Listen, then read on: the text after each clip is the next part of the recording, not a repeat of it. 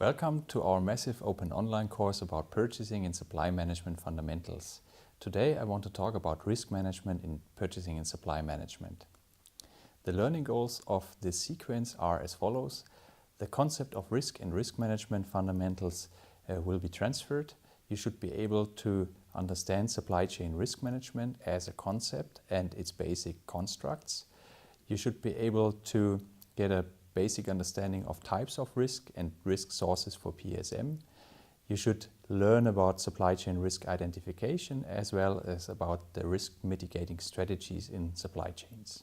As an introduction to this broad topic of risk management, I want to give you just a couple of arguments for the implementation of a systematic risk management in the corporate world. The global connectivity of supply chains is increasing.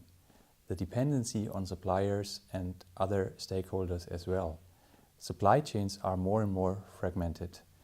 Inventory capacity, number of suppliers are reduced more and more, and at the same time the vulnerability to risk-related disruptions continues to increase.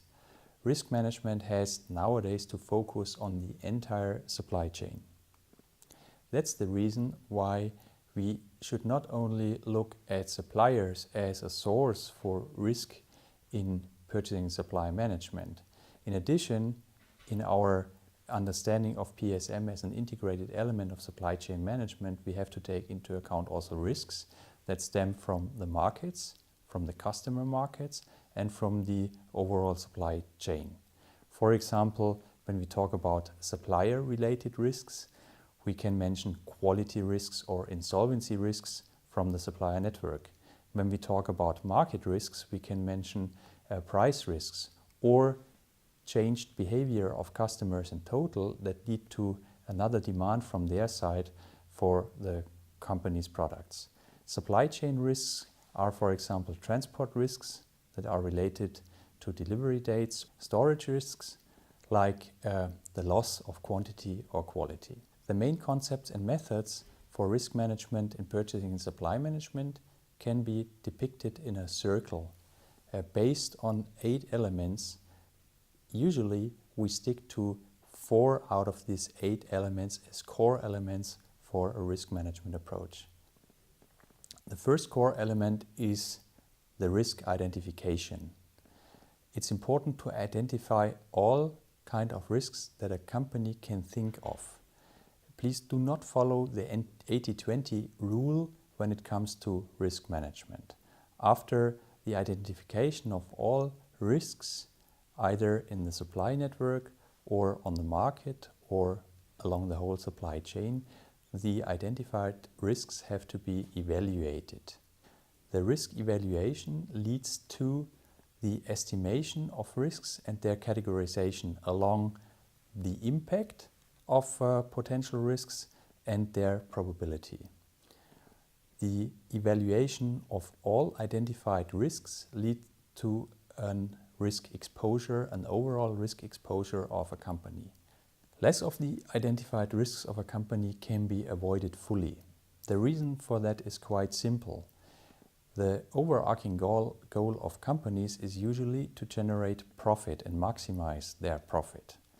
In order to maximize a profit, you have to take all the chances that are out there on the markets. Chances are, it's just the other side of a medal related to risks. If you avoid the risks fully, you basically also cannot use the chances that are existing out there anymore. That's the reason why I said it's just less risk that can be really fully avoided. The majority of the risk exposure has to be managed in a different way, by the help of countermeasures that are related to the minimization of risks, to the transfer of risks, and this should be the minor percentage of the overall risk exposure to their acceptance. As the last 4th core step of the risk management process, the identified, evaluated, and managed risks have to be monitored and controlled. We can distinguish 4 maturity levels of supply chain operations and risk management.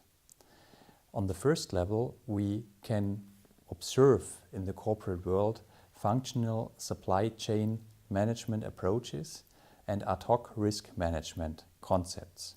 Ad hoc risk management is nothing else than a crisis management. On the second maturity level, companies are already characterized by internal supply chain integration and the ability to absorb disruptions. Level 3 is characterized by external supply chain cooperation and a proactive risk management. A proactive risk management is quite different from the aforementioned under level 1 crisis management. On the last maturity level, number 4, companies are characterized by a dynamic supply chain adoption and fully flexible risk management concepts and methods. The maturity of a supply chain is crucial for its capabilities related to supply chain risk management. The more mature a supply chain and its management is, the more we can come from a rather ad hoc risk management in terms of crisis management to a proactive risk management in its best sense. After the main concepts and methods, I want to briefly talk about modern approaches and developments. I must admit that I'm very happy that the fourth industrial revolution produces technologies that help us to really realize the idea of a supply chain risk management. A couple of years ago, still we were not able to really manage the risks along the whole supply chain upstream. I think back to the tsunami catastrophe in Japan in 2011. It's just several years ago. Smartphones like the iPhone were already invented, but companies that were affected by this catastrophe were not able in real time to identify which of their suppliers in Japan really were affected by the tsunami. For example, in one case that I remember very well, it took more than 1 week that the CPO of a company really knew which suppliers were in exactly that region located that was hit by the tsunami. Nowadays, we have technologies like the blockchain technology or the distributed ledger technology that gives us transparency that was not there at these days. By the blockchain technology, we can increase transparency and traceability along the supply chain. We can secure transactions and data. We can reduce transaction costs and faster settlements. We can increase the data availability, and such an overarching supply chain risk management can highly contribute to an autonomous and decentralized value creation setting of the future.